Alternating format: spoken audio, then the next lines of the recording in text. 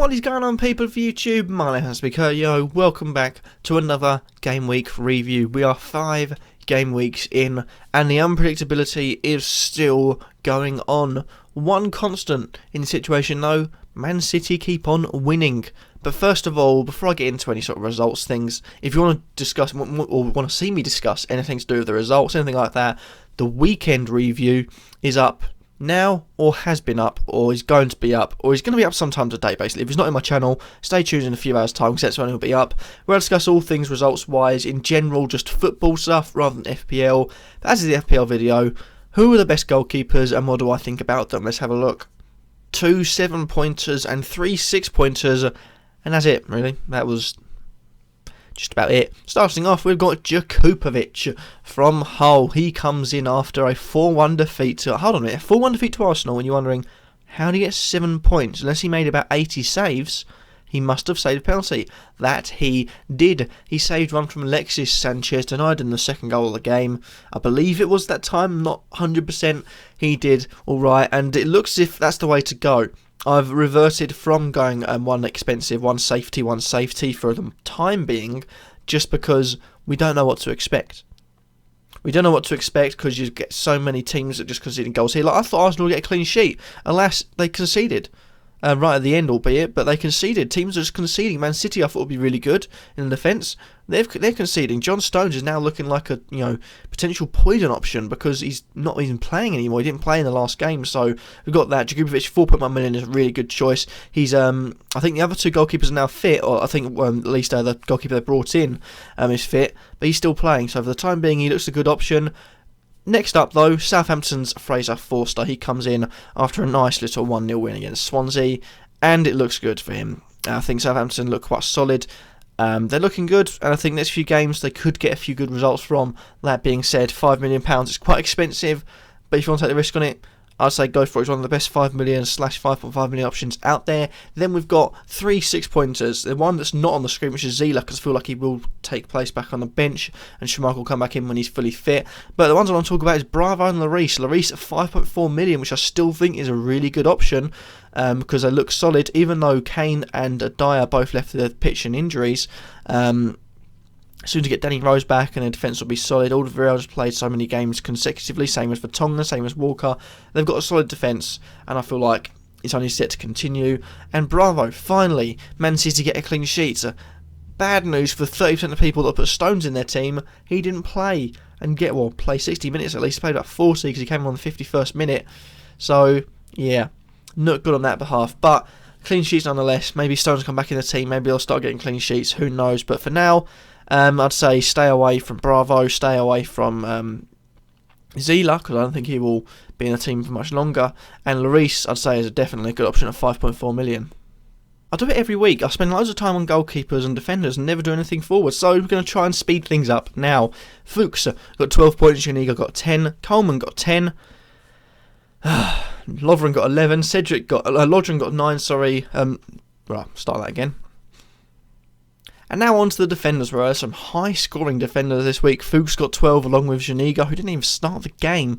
Then we got Coleman on 10, Lovren on 9, Cedric on 9, and we had Font and Dan on 8. And I chose to put Walker on 8, because he also got 8, and he's on my team. I said to get him on the preview. By the way, my previews, they went okay. My goalkeepers were shocking. I had 1 6.9, 1 1, 1 0, and 1 -1. Just Kellenberg, awful there. Defence, same usual thing, I got 2 right, loads of them wrong. Lawson did poorly.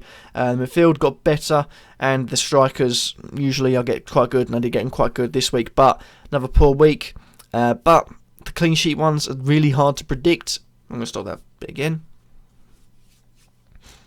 And now for the defenders. And there were some high-scoring defenders this week. And you see on the screen I've picked 6 of my favourites. Fuchs at 12, Zuniga also at 12, Coleman at 10, Lovren and Cedric both at 9, and Walker at 8. First of all, the other 2 players that got 8 points, Dan and Font.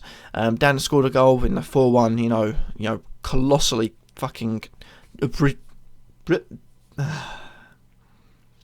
I'll do this. And now we're on to the defenders. There are some high-scoring players this week. Maybe not for clean sheets though. Starting off with Christian Fuchs. He did really well this week. 3-0 victory. Got himself a clean sheet. got himself an assist, got himself 3 bonus points, got himself one of the best defenders this week. And would I say bring him in? Well, I'm not too sure. He's got the second clean sheet of the season, or the last one being from Arsenal, and the 0-0 loss, 0-0 draw. They've got Man United coming up next, which could be a very, very interesting game. And then from then on, it's just an average game, hard game, average game, hard game. So I'll bring him in around game week 10 when Spurs are gone. Because then you've got a line of West Brom, Watford, Middlesbrough, Sunderland, Man City at home, albeit. But the next game is then Bournemouth, Stoke, Everton, West Ham, Middlesbrough, taking it up to game week 20. So definitely have a good run there. Next up, we've got Zuniga. I would say stay away, because you never know. You don't know what you're going to get. He hasn't started a game. Admittedly, he came on, he grabbed a goal, he grabbed an assist, but he was playing I feel like he was playing in central midfield. And if he does start playing first team football in central midfield, definitely bring him in. £4.4 million defender playing central midfield, but where would he fit in? I don't think he would play central midfield, because at the moment you've got Kurtyoy, who's in fine form, Pereira, who is in fine form, and you've also got Barami, who adds that sort of balance to midfield. So I'd say stay away from Zuniga. Then we have Coleman at 10 points. Now, for the last 2 weeks, I've said get 2 Everton fullbacks, and each week I get the wrong one. I said bring Baines in, and of course Baines goes to do nothing, and Coleman grabs all the points. So either way, I was saying in the video, just get either of them, or both of them. But Coleman comes in at 10 points, part of the team that beat Middlesbrough 3-1. Of course, he's grabbed a goal, grabbed 2 bonus points as well. Well done to him. When I say bring him in, he is 5.4 million still. I think Everton will be one of the most solid teams at the back, at least, this season. So, £5.4 million, definitely worth bringing in. I mean, I'm tempted to take a hit on Stones to bring Coleman in. Just had a little bit of difference to my defence. And you've got Lovren on 9. Stay away. Liverpool defenders, just stay away from them. And we've got Cedric on 9. I said bring him in, and he did well. Props to me. One of the players did get right this week. But £5 million, it's an okay price. Cedric is an okay player. And I feel like it's definitely worth a risk. If you're looking to bring him in, maybe we're forced to go over the combo. It's always risky to go over combo. So leave it up to you. I like combos, but not loads of them. I've only got one, which is a West Brom combo. But Cedric, looking good. I'd say bring him in if you've got the money to. And then Scott, Dan and Font on 8, as well as Walker on 8. I'd say Walker's definitely worth bringing him in. I've had him in from the start. I knew he'd get points, and points he did. Just looking at the way he played for England at the Euros, he's worth bringing in, and he's proving that now. He gets up and down the line, he gets goals, he gets assists, he gets bonus points. That is the player you want in your team. Let's move on to midfielders. I just realised how much time I've got left, which is not too much. So we're going to start with Nasser Chadli, who decided this week I'm going to get 21 points. And I'd love to see if anyone actually triple captained him, because that's a good 63 point total, which is actually more than my whole team got. So yeah, if someone did that, then they'd just beat my whole team in one punch. But Chadli comes in 21 points. West Ham concede goals again. Well, to bring him in, he's £6.4 million, dropped down from 6.5. But he is, at the moment, holding a knock, holding a little injury, 75% chance of playing next week. So I'd say leave it for now. Loads of people are going to be transferring him in. If you want to try and get him in before the price rises go in, then sure thing. But West Brom's fixtures coming up, I'd just say I'm not 100% on them. You got Stoke, you got Sunderland, then you got Spurs, Liverpool, Man City and Leicester in quick succession, so it could be a tough few games for him. So I'd say for the moment there are better options, stay away. Then we've got Townsend coming in at 14 points. I almost forgot to say the 14. But first goal and first assist of the season against Stoke. And Crystal Palace's fixtures coming up, you got Sunderland, Everton, West Ham, Leicester, Liverpool. Pretty tough games, albeit apart from Sunderland. So I'd say keep away now. Yes, he has also gone down £6.3 million now. I'd still stay away. Also on 14 was De Bruyne's £10.7 million. He is one of the most gifted players on the planet at the moment. Hands down for me. He is one of the best players I've seen play in a long, long time. And will I bring him in? 10.7 is a hugely expensive offer. He's got his best 2 weeks when Aguero's off. I'm waiting to see what he's like when Aguero's back on, but it's really expensive. If you really want to risk it, then go for it, but I'm not convinced he's worth the money at the moment. There are better options for cheaper. At least you can get 2 players that are scoring the same amount as him. But yeah, it is well worth a risk if you're going to go for it. Walcott coming in at 13 points. If he plays, he'll be good, because I feel like he's a rejuvenated player. He's looking to get himself back into the England team. And for me, he will constantly try. So 13 points, good option. £7.5 million. Like I say, if he's going to play, go for it. Sterling at 8.4 million. Looks a new player. Another in time we've seen a new player come in this season as an England winger. We've got 2 rejuvenated wingers, as well as Antonio coming in possibly. We've also got Townsend there, looking real good for England. But I'd say bring him in. He's looking good so far, and he's not looking as if he's going to hold up anytime soon. So definitely look to bring him in if you've got the money to. And lastly, Iwobi. Weird Iwobi, £5.8 million, scored 11. Is he going to play though?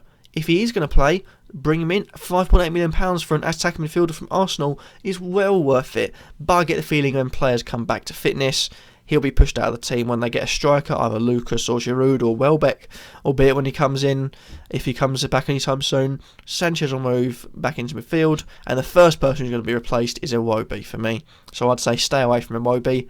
Now, the attackers. So we've got some high-scoring attackers, and finally, people are starting to score goals up front, starting off with Islam Slimani. I believe I said that right. Someone in the comments told me how to say it. £8.5 million, scored 13 points, scored 2 goals against Burnley. And I do like the looks of Leicester. Their big man, small man partnership up front. I do really like those sort of partnerships, and it looks as if it's going to work well. They got Manchester United coming up in the next game week, though. Will it be a risk worth taking?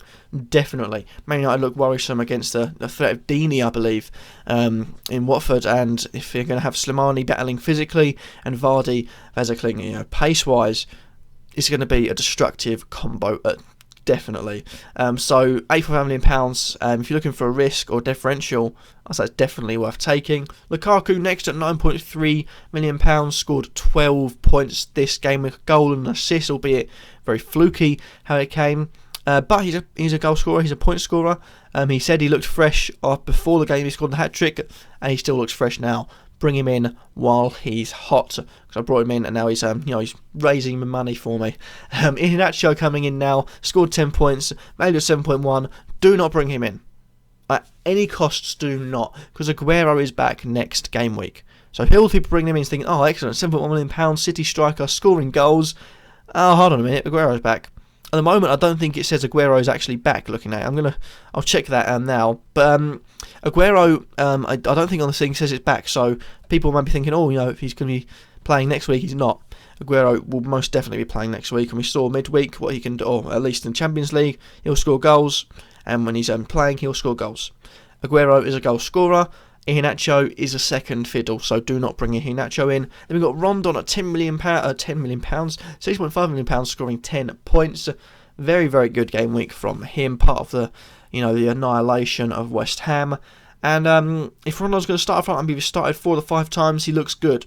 £6.5 million, I'd say bring him in. West Brom have got average-ish fixtures coming up.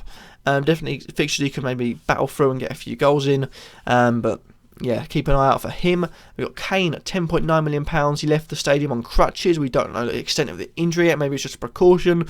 Maybe it's, you're out for a few months, lad. 9 points scored, goal and 3 bonus. I'm not too sure about it. I can't say much until the injury comes, so I'd say ignore for now. Wait until we have news on the injury, then make your mark on that. And lastly, we had a few 6-pointers. We had Deeney scoring from the penalty spot. We had Rashford scoring in the same game as Deeney. We had Vardy and Costa scoring. I've chosen to put Costa up there because I said Costa. I did also, however, have to say Vardy and Kane, who got decent points, and also Lukaku, so good props to me. But definitely looking good. Costa, I'd say look at bringing him in, definitely. He's gone up 0.4. I think he's only going to increase now. You've also got Vardy looking also good at £9.9 million. He still hasn't gone up to 10, and I think he's going to score more goals, or he didn't score a goal this week. Rashford scored. Stay away because you don't know if he's going to start playing or not. And you got Deeney from the penalty spot. 2 goals in 2 games though. I'd say if you look for that differential, bring him in, but he's quite expensive. There are better options cheaper, so keep an eye out for that. Well, that is that for this video today, guys. Hopefully you have enjoyed, and sorry for waffling on for so long. I just realised how long this episode is going to be, so I do apologise.